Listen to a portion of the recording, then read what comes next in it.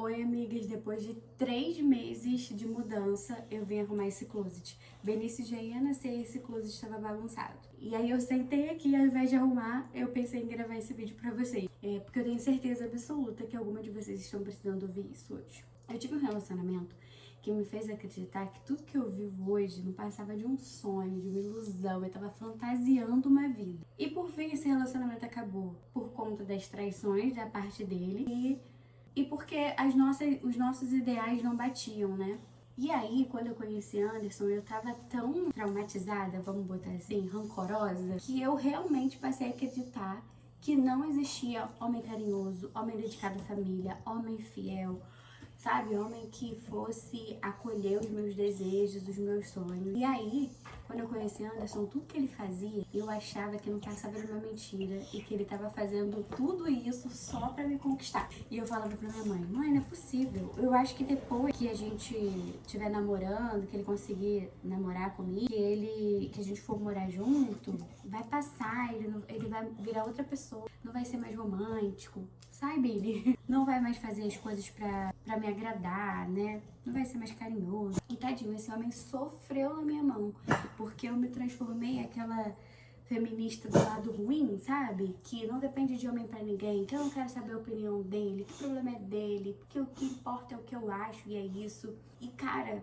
o homem foi firme e aguentou esse período, sabe? Chato que eu tava dessa resistência de ter um outro relacionamento, de ter essa resistência de acreditar que apesar de terem vários homens filhos da puta aí no mundo, existe um homem bom, carinhoso, provedor, que vai cuidar de você, que vai ser fiel. E aí, quando eu engravidei do Bernardo, eu continuei trabalhando, a gente trabalha por conta própria, né? E eu continuei trabalhando com ele, com o maior barrigão. E quando eu tava perto do Bernardo nascer, eu jurava que eu ia sair da maternidade, 10 dias eu já ia estar trabalhando de novo. Não foi assim, porque quem tem filho sabe que criança acorda de madrugada pra mamar de 3 em 3 horas, que a gente não dorme. Eu dormia sentada na poltrona no primeiro mês com o Bernardo, porque ele não dormia e eu não conseguia habilitar aqui na frente da câmera, porque ele quer atenção também. Porque eu tinha medo de colocar o Bernardo na cama com a gente e a gente acabar esmagando ele. Então eu dormia sentada assim na poltrona, ó, a noite inteira. E aí, eu fiquei muito exausta. Chegou um momento que a gente parou pra conversar. Nós decidimos juntos que eu ficaria em casa pra me dedicar ao Bernardo, me dedicar à casa, que era o que eu sempre falei pra ele no início, que o meu sonho era esse, ser mãe, cuidar da casa, que eu não tinha sonho de ter uma profissão, que eu não tinha sonho de ter uma carreira. E aí, ele falou, tudo bem, então, amor, vamos fazer isso, você fica em casa, eu consigo segurar as pontas sozinho, vou trabalhar sozinho, só às vezes que a gente vai conversar sobre o negócio, porque isso é normal, né? E é o que eu quero, né? Que o meu marido, antes de tomar decisões, se importe com a minha opinião e queira a minha opinião, porque todas as decisões que hoje ele toma influencia toda a nossa família. E aí, quando a gente falou assim, isso aí, então, você vai ficar em casa. Gente, começou um surto na minha cabeça de que não, eu não posso ficar em casa, que é um absurdo, eu vou ficar dependendo de você. Gente, eu nunca precisei pedir pro Anderson, porque ele simplesmente sempre soube das minhas necessidades antes mesmo de eu pedir. E mesmo que eu chegasse, eu quero comprar isso. Se a gente não puder fazer agora, porque, assim, gente, eu acho que existe uma grande diferença entre a mulher que sabe o quanto ela pode gastar, né?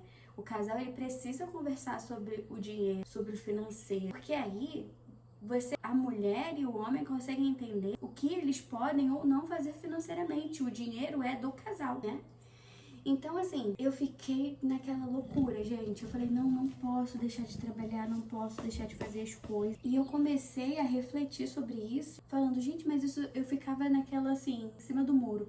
Sempre foi o meu sonho, ser mãe, cuidar da casa, ter um marido que é carinhoso, que me compreende, que se dedica à família, que é fiel. Por que que eu não consigo aceitar isso? Se eu tô tendo o que eu sempre quis. E aí eu comecei a refletir sobre as minhas atitudes e reparei que podia ser por conta desse relacionamento anterior. E também pelos perfis que eu sigo na internet, né? De mulheres empoderadas, de mulheres que precisam trabalhar 24 horas, que mulheres empreendedoras e fortes, que que conseguem levar casa, filho, tudo nas costas. Gente, mas tudo isso tem um peso muito grande, emocional, físico, que isso vai sobrecarregar também o seu casamento. Já passa por um momento difícil no puerpério, com a criança crescendo. Então, isso tudo vai influenciar no relacionamento do casal e no seu casamento. Isso tudo vai influenciar em como você é mãe, como é que você lida com a casa, como é que você lida com as coisas.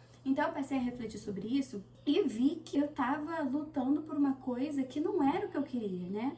Que todas essas coisas que eu falei agora, de ser uma mulher empoderada, trabalhar, ter o próprio dinheiro, ser isso, tudo, não eram coisas que Yasmin sempre sonhou. Eram coisas que durante todo esse tempo foram implantadas na minha cabeça. E aí isso daí é pra outro vídeo que eu vou fazer pra vocês, mas eu conversei muito com Deus, eu tive uma ligação muito forte com Deus desde a gestação do Bernardo.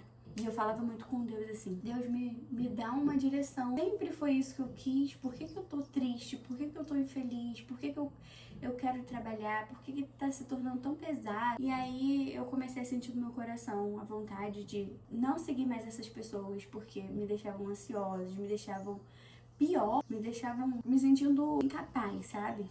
E aí eu parei de seguir essas pessoas. E comecei a assistir mais televisão, filmes, sabe? Parar de ver a vida das outras pessoas pra eu não me comparar. Comecei a parar de reclamar das coisas que aconteciam dentro de casa, porque assim como eu estou me dando, tô me doando 100% pra minha família, eu vejo que o meu marido também está lidando tá se doando 100% pra família, porque eu vejo que ele acorda trabalhando, ele vai dormir trabalhando. Então, assim, eu tô cansada e ele tá cansado. Nós temos funções diferentes, mas os dois estão focados na nossa família, entendeu? Só que ele financeiramente e eu no cuidado, no afeto. E isso era muito importante pra mim, né? E é claro que eu não deixo, é claro que eu e o Anderson, nós não deixamos que só ele tome as decisões, né? Apesar de eu preferir que ele tome as decisões, porque ele tá no negócio, ele tá vendo, ele sabe a parte financeira, eu não sei nada. Eu não sei quanto é a conta de luz, eu não sei quanto é a conta de água. Se ele não me lembrar de pagar, de dar as contas pra ele, né, que chegam em casa, eu não me lembro que tem que pagar as contas. Então, assim, a minha cabeça, ela tá voltada pra tem que fazer comida, tem que cuidar do Bernardo. O Bernardo tomou banho, já escovou o dente. E a cabeça dele tá voltada pra eu tenho que comprar comida, eu tenho que comprar roupa, eu tenho que ver se a Yasmin tá precisando disso, se o Bernardo tá precisando de roupa, se o Bernardo tá precisando de fralda, se o Billy tem ração, se o Billy precisa de um remédio, se o Billy precisa ir ao veterinário. Então, nós dois estamos trabalhando pela nossa família. Então, eu quero que você entenda que se hoje você tá sentindo que sua vida não tá legal, que tá faltando alguma coisa, comece a observar suas atitudes, o porquê você tá fazendo aquilo ali. Se você tá sobrecarregada, talvez você e seu marido não estejam alinhados com os desejos de você e com as atitudes que vocês estão tendo. Então isso é muito importante. A nossa ter conversa diariamente sobre as coisas que estavam mudando um outro nos ajudou muito para que eu chegasse, para que eu melhorasse no puerpério e chegasse nesse ponto onde vocês estão vendo aqui, me acompanham no Instagram, está vendo agora.